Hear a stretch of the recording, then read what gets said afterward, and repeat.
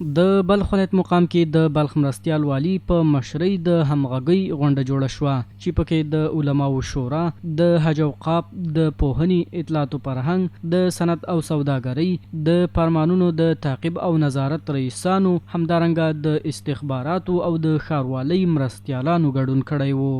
په پیل کې د راغلو مسؤلینو له لوري یو شمېر مهم موضوعات غونډې ته وړاندې شول. وروسته مسؤلینو خپل راپورونه او لاسته راوړنې د غونډې له ګډونوالو سره شریکې کړې. مجلس کې د اجنډا مطابق د لا ښه امنیت، د امنیتي او ملکي ادارو ترمنځ د بشپړې همغږۍ راوستل، د ولس ستونزو ته پر وخت رسیدنه، د دوی ستونزې تر مربوطه ارګانونو رسول او د مراجعینو سره پر ښه چلند ټینګار وشو. همدارنګه د بلخ مرستیال والي په یو شمېر برخو کې راغلو ټولو مسؤلینو ته یو شمېر لازمې سپارښتنې او لارښوونې هم وکړې چې وروسته د همغږۍ زیاتولو په موخه مجلس د دعا په ویلو سره پای ته ورسېدو.